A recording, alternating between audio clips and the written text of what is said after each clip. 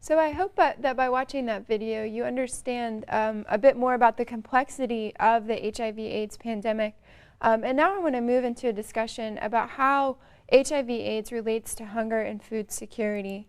When we think about HIV/AIDS and food security, it's important to note that tens of millions of people have been already infected with HIV. The World Health Organization estimates that about 60 million people have been infected, and over 20 million of those have already passed away from contracting HIV/AIDS, and between 33 and 46 million people are currently living with HIV. It's important to note that these numbers are estimates.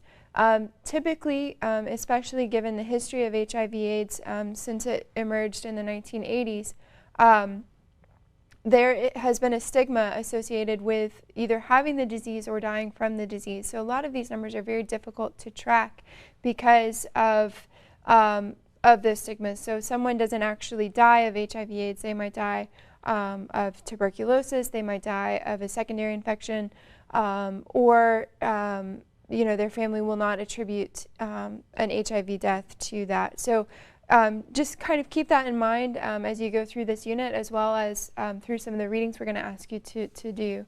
It's also important to note that a vast majority of those infected with HIV/AIDS are in developing countries and are among the bottom billion. When we look at that bottom billion, it's important to note that each case of HIV/AIDS directly affects about 4 other people. It might be a parent infected and dies, and so it affects their children. It might be a man who is the sole provider of a family becomes infected, and so then his family doesn't have a source of income. And these effects of HIV/AIDS extend far beyond those who actually have the disease. It affects the children in any situation, the community that those people are involved in. We're going to look at some of the opportunity costs that a society bears when you look at an infection spread, as well as the loss of the individual's either life or productivity. And we're going to look at the opportunity costs both in terms of a country or a national entity. We're going to look at it in terms of the local community, and then also look at it in terms of the individual. When we think about how hunger and food security relates to HIV/AIDS, it's important to note that you can't look at the HIV/AIDS pandemic and not separate it from hunger. When we look at the population that's the majority affected by this disease, it's also the population that's affected by hunger. And so you get into situations where people are having to decide, am I going to take my AIDS medication, or am I going to sell that on the black market so that I can buy food for today? And it's people who are faced with very short-term problems. It's very hard for them to focus on solving the long-term problem of their overall health. And so we're going to kind of look at how hunger is interrelated to HIV/AIDS.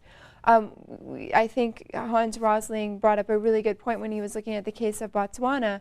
They didn't necessarily have a lower risk to the disease, but because the government structures were in place, they were able to provide for the treatment of the disease. And with treatment, especially in the current method of treatments, people can live quite a long time and have a very full and productive life with this disease, but there's a big question of how much access they have to the drugs that they need. And so when we look at the developing world, you see in this slide that 32% of the population in sub-Saharan Africa, which is about 206 million people, are undernourished, and that's about 25% of the bottom billion that the World Food Program looks at and classifies as the ultra-poor. With sub-Saharan Africa being home to only about 11% of the world's population, but they face the burden of caring for about 60% of the global HIV/AIDS cases. And so when you put those two in combination with the fact that this is where a large proportion of the hungry poor live, or the ultra poor live, it's really a perfect storm, so to speak, of epidemic proportions. just to give you guys a couple of reference points, the World Health Organization estimates that about 14 million Africans have already died from HIV/AIDS, but by 2020, most of the 25 million people currently living with HIV/AIDS in this region will have already died. About 5.7 million people are diagnosed in India, and about 1 million people living with HIV/AIDS are in China. One of the things that's important to note is that as people in sub-Saharan Africa are dying of this disease, there is a growing population in Asia, mainly in China and India, but the people who estimate global pandemics and are tracking the movement of this disease are saying that within a few short years, Asia is going to actually overtake sub-Saharan Africa in the absolute number of people that are infected with HIV, and that a lot of this is because of behavior problems that fall below the radar, such as right now there's a low prevalence of the disease, but there's a lot of high-risk behaviors that are developing, and we're going to delve into those in a minute, because a lot of those behaviors are related to some black market practices such as human trafficking.